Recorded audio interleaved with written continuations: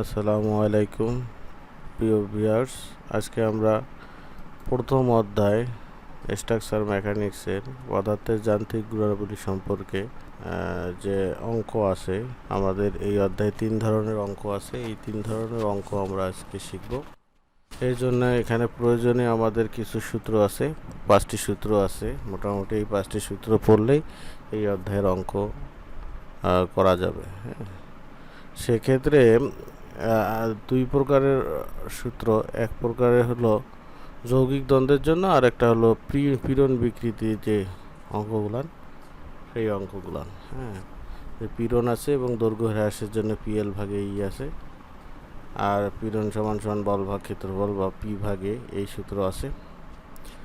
আর যৌগিক দ্বন্দ্বের ক্ষেত্রে দুই ধরনের নিয়ম আছে। একটা হলো পীড়ন যদি দেওয়া থাকে, সেক্ষেত্রে এই সূত্র এস এস ভাগ ইএস সমান সমান এস সি ভাগ ইসি, এবং মোট বল যদি দেওয়া থাকে সেক্ষেত্রে সূত্র যে কোনো একটা পীড়ন বের করতে গেলে, স্টিলের অথবা কংক্রিটের পীড়ন বের করতে গেলে আমরা এই সূত্র অ্যাপ্লাই করব। সেক্ষেত্রে এখানে স্টিল যদি হয় তাহলে এই এক্সের পরিবর্তে এখানে এস লিখতে হবে, আর কংক্রিটের হলে এক্সের পরিবর্তে সি লিখতে হবে। এবং মোট বল বের করতে বললে আমরা পি সমান সমান এস এস, স্টিলের শেয়ার পীড়ন এবং স্টিলের ক্ষেত্রফল প্লাস কংক্রিটের পীড়ন এবং কংক্রিটের ক্ষেত্রফল দিয়ে আমরা বের করব। আর আমরা এই 3টা সূত্র মোটামুটি সবাই জানি, যে বৃত্তের ক্ষেত্রফল পাই ডি স্কোয়ার ভাগ 4 এবং আয়তাক্ষেত্রের ক্ষেত্রফল দৈর্ঘ্য গুণন প্রস্থ। এবং এটা একটু আননোন যে শেয়ারিং ক্ষেত্রফল, শেয়ারিংয়ের জন্য যে ক্ষেত্রফল সেটা হলো এ সমান সমান পাই ডি টি। আমাদের এই কয়েকটা সূত্র মুখস্থ রাখতে হবে এই অধ্যায়ের জন্য। এই অধ্যায়ে 3 প্রকারের অঙ্ক আছে। প্রথম যে এখানে পি ভাগ এ, আর পির মান দেওয়াই থাকবে, এটা বের করাটা হলো একটু ঝামেলার। যেমন এখানে যে ক্ষেত্রফলটা আছে, এখন যদি আমি এইখানে লোড দেই, ছোট যে ব্লকের ওপর লোড দেই, তাহলে এর ক্ষেত্রফলটা পাবে হলো এই 7 মিটার এবং 5 মিটারের যে ক্ষেত্রফল, এই ক্ষেত্রফলের উপরেই কিন্তু পীড়নটা উৎপন্ন হবে। যদি বড় ক্ষেত্রফলটা নেই তাহলে হবে না। কাজে কাজে ক্ষেত্রফলটা একটু সতর্কতার সহিত নিতে হবে। আবার যদি এই যে পাঞ্চিং শেয়ারের ক্ষেত্রে আমরা ক্ষেত্রফল নেই, তাহলে আমরা যে পুরা ক্ষেত্রফলটা নিলে হবে না, অর্থাৎ এই বৃত্তের ক্ষেত্রফল নিলে হবে না। নিতে হবে যে জায়গাটা সে পাঞ্চ করবে ওই জায়গার মধ্যে যে ক্ষেত্রফলটা আছে, এই যে আমরা দেখাই দিছি, এই যে পুরুত্ব বরাবর যে ক্ষেত্রফল এই হলুদ চিহ্ন দ্বারা আমরা দেখাই দিছি, সেটা এরকম গোল চাকতির মতো যে আমরা দেখাই দিছি, এটাকে যদি আমরা কেটে এরকম লম্বা করি, তাহলে আমরা জানি যে বৃত্তের পরিধি, পরিধি না, পাই ডি টি এর ক্ষেত্রফলটা হয়। অর্থাৎ পাই ডি হলো পরিধি আর টি হলো থিকনেস যেটা বা উচ্চতা যেটা। এই এক প্রকারের অঙ্ক এখানে থাকে। আর এক প্রকারের অঙ্ক থাকে হলো এই যেটা দেখাচ্ছি আমরা, যে চাপা বল এবং টানা বলের কারণে দৈর্ঘ্য বৃদ্ধি হ্রাস, কতটুকু দৈর্ঘ্য বৃদ্ধি হবে বা হ্রাস পাবে, এই ধরনের অঙ্ক এখানে থাকে। এটা উল্টা দিক থেকেও থাকে। উল্টা দিক থাকলে হবে টানা বলটা ঝুলে যাবে, যার কারণে দৈর্ঘ্য বৃদ্ধি পাওয়ার সম্ভাবনা বেশি থাকে। আর চাপা বল হলে দৈর্ঘ্য হ্রাস পাওয়ার সম্ভাবনা থাকে। এই আর একটা যৌগিক দ্বন্দ্বের অঙ্ক আছে। এই যৌগিক দ্বন্দ্বের অঙ্ক সেক্ষেত্রে আমরা যেটা একটু আগে বললাম, যে দুইটা বিষয় আমাদের মনে রাখতে হবে। সেটা হলো একটা, যে পীড়ন দেওয়া আছে নাকি মোট লোড দেওয়া আছে। মোট লোড দেওয়া থাকলে এক সূত্র, আর পীড়ন দেওয়া থাকলে এক সূত্র আমরা বসাবো। তাহলে আমরা চলে যাচ্ছি অঙ্কের মধ্যে। প্রথম যে ধাপের যে অঙ্ক, আমরা শুধু পীড়ন বের করব। এরকম একটা লোড দেওয়া থাকবে, যে 1500 কেজি একটা লোড দেওয়া থাকবে এবং ডায়া দেওয়া থাকবে, ডায়া বা ব্যাস দেওয়া থাকবে, ব্যাসার্ধও দেওয়া থাকতে পারে। আচ্ছা, যাই হোক, তো এখানে ব্যাস দেওয়া আছে। তাহলে আমরা ব্যাস দেওয়া থাকলে আমরা জানি বৃত্তের ক্ষেত্রফল, এটা একটা বৃত্তের ক্ষেত্রফল পাই ভাগ 4 ডি স্কোয়ার বা পাই ডি স্কোয়ার ভাগ 4। এখানে ডির মান হলো 4 সেন্টিমিটার। তো সেক্ষেত্রে আমরা ইস্পাতের ক্ষেত্রফলটা এইভাবে বের করতে পারি। ইস্পাতের ক্ষেত্রফল যদি আমরা বের করতে পারি তাহলে আমরা সহজেই পীড়ন, আমরা জানি পীড়ন সমান সমান বল ভাগ ক্ষেত্রফল। এখানে বল হলো পি, ক্ষেত্রফল হলো এ।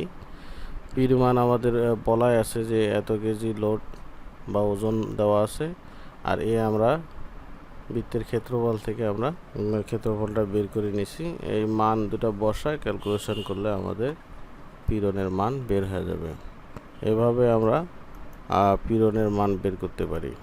20 মিলিমিটার পুরু একটি স্টিলের পাতকে 2 সেন্টিমিটার ব্যাসের একটি পাঁচ দিয়ে ছিদ্র করতে কত কেজি বল প্রয়োজন? সর্বোচ্চ শিয়ার পীড়ন 200 কেজি পার বর্গ সেন্টিমিটার।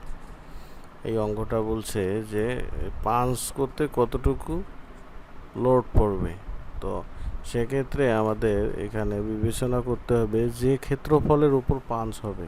এখন পাঁচ হতে গেলে এই যে ছিদ্রটা আছে, এই ছিদ্রে যে ব্যাস বরাবর যে ক্ষেত্রফল, এই ক্ষেত্রফলটা আমাদের নিতে হবে, কারণটা এই বরাবরই শেয়ারিং হবে এবং ওইটুকুর জন্যই যে লোড লাগবে সেই লোডটার কথা বলছে এখানে। কাজে কাজে এখানে এই ক্ষেত্রফল আমরা যে হলুদ চিহ্ন দিয়ে দেখানো হয়েছে, যে হলুদ যে জায়গাটা আছে, তো হলুদ জায়গার এই পরিধিটাকে বলা হচ্ছে পাই ডি, আর টি দিয়ে গুণ করলে হবে পাই ডি টি। এটাই হলো এই সবুজ অংশ বা এই পাঞ্চিং এরিয়া, যে জায়গায় শেয়ারিং হবে বা ছিঁড়ে যাবে ওই জায়গার ক্ষেত্রফল। তো এখানে পীড়ন দেওয়া আছে, ক্ষেত্রফল আমরা পেলাম। তাহলে আমরা জানি পীড়ন সমান সমান বল ভাগ ক্ষেত্রফল পি ভাগে। এখন পি যদি এখানে থাকে এস এর সাথে এ আর আরই গুণ হয়, তা পি সমান সমান এস এ। তাহলে এস এর মানও আমার দেওয়া আছে, আর এর মান আমরা বের করছি শেয়ারিং এর ক্ষেত্রফল। দুইটা গুণ দিলে আমরা আমাদের কাঙ্ক্ষিত রেজাল্ট পেলাম। এভাবে এই অঙ্কটা করতে হয়। চিত্র অনুযায়ী একটি 10 বর্গ সেন্টিমিটার ক্ষেত্রফল বিশিষ্ট দ্বন্দ্বের অক্ষীয় লোড বা এক্সিয়াল ফোর্স প্রয়োগ করা হয়েছে যদি ই এর মান 0.8 × 10⁻³ টন বার বর্গ সেন্টিমিটার হয়, তবে মোট বিকৃতি নির্ণয় করো। এখন এখানে যে বিকৃতি এক্স সমান সমান পি এল ভাগ এই, এখানে চিত্র অনুযায়ী 3টা সেকশন আছে। এই 3টা সেকশনের জন্য 3টা বৃদ্ধি বা হ্রাসের পরিমাণ বের হবে। তো এটাকে P1 L1 AE দ্বারা প্রকাশ করেছে। এখানে এর মান কনস্ট্যান্ট, অর্থাৎ 10 বর্গ সেন্টিমিটার, এবং ইর মানও একটাই দেওয়া আছে, এটাও কনস্ট্যান্ট মান, যার কারণে A1 A2 A3 এটা বসাবে না, A1 A2 A3 এটা বসবে না, E1 E2 E3 বসবে না, এটা কমন, এ সবগুলোর ক্ষেত্রেই কমন, এই জন্য এখানে কমন নেওয়া হয়েছে। A1 ভাগ এই কমন নিলে P1 L1 plus P2 L2 P3 L3 এটা থাকে। এখন একটা ডায়াগ্রামের মাধ্যমে P1 P2 P3 এর মানটা আমাদের বের করতে হয়, যেটা 0 0 রেখা এখানে দেখানো হয়েছে। যে এই যে বাম পাশে যে লোড আমরা টানবে বা বাম পাশে যে লোডগুলো যাবে তাকে আমরা নেগেটিভ বল হিসাবে চিহ্নিত ধরবো, আর ডান পাশে যে লোড যাবে সেটাকে আমরা পজিটিভ লোড হিসাবে বিবেচনা করব।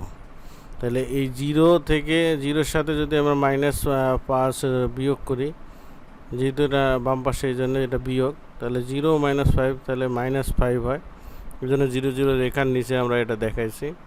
এখানে আসার পর 8 টন এটা কি ডান পাশে যাচ্ছে, তাহলে ডান পাশে গেলে আমরা পজিটিভ ধরবো। তাহলে -8-এর সাথে +8 যদি আমরা যোগ করি তাহলে রেজাল্ট আসে +3। এই জন্য +3 আসার কারণে ডায়াগ্রামের উপরে আমরা দেখাইছি +3, এবং +3-র সাথে আবার এখানে -2 টন, অর্থাৎ বাম পাশে যেহেতু, তাহলে আমাকে বিয়োগ করতে হবে। তাহলে 3-এর সাথে 2 বিয়োগ দিলে হয় 1, আমরা এই 1 টন লোড দেখাইছি এখানে। শেষে যায় আবার বাম দিকে 1 টন লোড বাম দিকে কাজ করতেছে, মানে আবার বিয়োগ দিতে হবে। তাহলে 1-এর সাথে 1 বিয়োগ দিলে 0 হয়। তাহলে এখানে 3টা সেকশনে আমরা 3টা মান পাইলাম। প্রথমটা হলো -5 টন, দ্বিতীয়টা 3 টন এবং তৃতীয়টা 1 টন। তাহলে এইটাই হবে পি এর মান, অর্থাৎ P1 সমান সমান -5 টন, P2 সমান সমান +3 টন, আর P3 সমান সমান +1 টন আর কি। এবং L1 এর মান হলো এটা, P1 এর বরাবর যেটা যে দৈর্ঘ্য 60 সেন্টিমিটার হবে L1 এর মান, L2 হবে 100 সেন্টিমিটার, L3 হবে 120 সেন্টিমিটার। এই মানগুলো আমরা এখানে বসায় ক্যালকুলেশন করলে যে মানটা পাবো এটাই আসলে যে বৃদ্ধি হলো না হ্রাস পাইলো তার মান বোঝায়। যদি পজিটিভ মান আসে তাহলে আমরা বুঝতে পারবো যে এটা চাপা বল, আর যদি নেগেটিভ মান আসে তাহলে আমরা এটাকে বলবো টানা বল বা বৃদ্ধি হবে আর কি, বল তো না বৃদ্ধি হবে। আর যদি পজিটিভ আসে তাহলে আমরা বুঝবো এটা হ্রাস পাবে। চিত্র অনুযায়ী 3 সেন্টিমিটার 4 সেন্টিমিটার 5 সেন্টিমিটার ব্যাসের ঝুলন দ্বন্দ্বের ওপর 7000 কেজি লোড বহন করলে দ্বন্দ্বটির মোট দৈর্ঘ্যের বৃদ্ধির পরিমাণ নির্ণয় করো। ই সমান 2.1 × 10⁶ কেজি পার বর্গ সেন্টিমিটার। এখানে ডায়ামিটার দেওয়া আছে, অর্থাৎ ব্যাস দেওয়া আছে 3, 4, 5। এই জন্য D1, D2 এবং D3 আমরা দেখাচ্ছি 3, 4, 5 এবং 700 কেজি লোড, এটা হলো পি, অর্থাৎ পি এর মান। এবং এখানে দৈর্ঘ্য দেওয়া আছে চিত্র অনুযায়ী বলছে, চিত্র এইভাবে দেওয়া আছে যে প্রথমের দৈর্ঘ্য 5 সেন্টিমিটার, L2 হলো 10 সেন্টিমিটার, L3 10 সেন্টিমিটার। তা আমাদের এর আগের যে সূত্র সেই সূত্রে আমরা বসাবো যে এই দৈর্ঘ্য বৃদ্ধি বা হ্রাসের যে সূত্র PL ভাগ এই, যেহেতু 3টা সেকশন আছে এই জন্য 3টা আমরা লিখছি। এখন এখানে ই এবং পি এর মান কনস্ট্যান্ট, পির মানও একটা, ইর মানও একটা, এই জন্য আমরা পি ভাগ ই কমন নিছি, তাহলে থাকে L1 ভাগ A1, L2 ভাগ A2, L3 ভাগ A3। এখন আমরা জানি যে বৃত্তের ক্ষেত্রে এই যে লোড যেখানে দেওয়া হয়েছে এখানে ডায়া দেওয়া আছে, তার মানে এখানে ক্ষেত্রফল আসবে। তা আমরা জানি বৃত্তের ক্ষেত্রফল πd² ভাগ 4। তাহলে এই πd² ভাগ 4 আমরা সবগুলোতে বসেছি D1, D2, D3, হ্যাঁ, 3টার জন্য 3টা লেখা। এরপর π/4 সবগুলোতে কমন, যার কারণে আমরা পি ই ইন্টু আবার π/4 এবার কমন নিছি। π/4 কমন নিলে L1 ভাগ D1 স্কোয়ার, L2 ভাগ D2 স্কোয়ার, L3 ভাগ D3 স্কোয়ার। এরপর আমরা মানগুলো, পি এর মান 7000 কেজি, ইর মান আমাদের যে মান আছে দেওয়া 2.1 × 10⁶ ইন্টু π/4, আর কমন নেওয়ার পর 10 এবং D1 এর মান 5, 5-এর উপর স্কোয়ার, L2 এর মান 10 এবং D2 এর মান 4, তা 4-এর উপর স্কোয়ার, D3 এর মান 3, 3-এর উপর স্কোয়ার। এভাবে দিয়ে আমরা ক্যালকুলেশন করলে আমরা কাঙ্ক্ষিত রেজাল্ট পাবো। এবার এটা হলো যৌগিক দ্বন্দ্বের অঙ্ক। যৌগিক দ্বন্দ্ব থাকলে আমাদের দেখতে হবে এখানে পীড়ন দেওয়া আছে নাকি মোট লোড দেওয়া আছে। যদি পীড়ন দেওয়া থাকে তাহলে আমাদের এই সূত্র SS ভাগ ES সমান সমান SC ভাগ EC। আর যদি মোট বল দেওয়া থাকে তাহলে SX equal WEX AS plus AC EC, এই সূত্র আমাদের বসাইতে হবে। তাই প্রথম অঙ্কটার মধ্যে দেখেন এখানে দেওয়া আছে পীড়নের মান দেওয়া, চাপা পীড়নের মান দেওয়া আছে কংক্রিটের। তাহলে কংক্রিটের চাপা পীড়ন দেওয়া আছে, তার মানে সূত্রের মাধ্যমে আমাদের স্টিলের চাপা পীড়ন বের করতে হবে। স্টিলের চাপা পীড়ন বের করার পর আমাদের এখানে মোট লোড বের করতে বলছে। এখানে স্টিলের পীড়ন চাইছে এবং মোট লোড বের করতে বলছে। যেটা অঙ্কটা পড়লে আমরা দেখি যে 30 সেন্টিমিটার বর্গাকার একটি কলামের 8টি 2.5 সেন্টিমিটার ব্যাসের স্টিলের দ্বন্দ্ব আছে, মানে স্টিলের রড আছে। কলামটির উপর পি লোড প্রয়োগ করা হলে কংক্রিটের মধ্যে 52.5 কেজি পার বর্গ সেন্টিমিটার চাপা পীড়নের সৃষ্টি হয়। স্টিলের দ্বন্দ্বের পীড়ন কত এবং পি এর মান নির্ণয় করো। এখন স্টিলের এই যে কলামটার মধ্যে একটা কভার দিয়ে তারপরে পি লোডটা প্রয়োগ করা হয়েছে এবং ES এবং EC অর্থাৎ স্টিলের স্থিতিস্থাপক গুণাঙ্ক এবং কংক্রিটের স্থিতিস্থাপক গুণাঙ্ক দেওয়া আছে।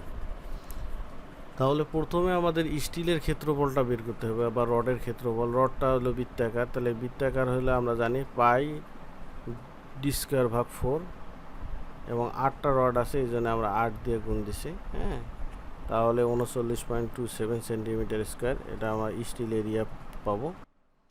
এরপর কংক্রিটের ক্ষেত্রফল যখন আমরা বের করব তাহলে মোট কলামটার যে মোট ক্ষেত্রফল এই 30 × 30 বা 30-এর ওপর স্কোয়ার, যেহেতু বর্গাকার 30-এর ওপর স্কোয়ার দিলে হচ্ছে এটা হবে টোটাল ক্ষেত্রফল। এর থেকে যদি আমি রডগুলান বাদ দিই তাহলে আমার শুধু কংক্রিটের ক্ষেত্রফলটা পাবো। তো রডের ক্ষেত্রফল 39.27, তাহলে আমরা এটা বাদ দেওয়ার পর 860.73 সেন্টিমিটার স্কোয়ার, এটা আমরা কংক্রিটের ক্ষেত্রফল পাইলাম। তাহলে এরপর আমাদের যে সূত্র সেই সূত্রের মধ্যে আমরা বসাবো, এই মানগুলান বসাবো, AS এর মান এবং AC এর মান। এই মানগুলো বসাইলে আমরা কাঙ্ক্ষিত রেজাল্টটা পাবো। আচ্ছা, প্রথমে আমাদের এখানে এস ভাগ এসসি, ইএস ভাগ ইসি, এই যে সূত্রটা, এখানে এস এর মান আমাদের বাইর করতে বলছে, বা স্টিলের পীড়ন বাইর করতে বলছে। এই জন্যে এসটা আমরা এখানে রাখছি, আর এসসিটা এদিকে আমরা গুণন করে দিছি। গুণন করে দিয়ে মানগুলো বসাইলে আমরা এই 750 কেজি স্টিলের পীড়ন পাবো। স্টিলের পীড়ন পাইলে আমরা ওই লোড বের করতে হচ্ছে। আমরা লোড সমান সমান জানি কি, পীড়ন গুণন ক্ষেত্রফল। এই যে এখানে পীড়ন সমান সমান আমরা যে বল ভাগ ক্ষেত্রফল, তাহলে বল সমান সমান কী হবে, পীড়ন গুণন ক্ষেত্রফল।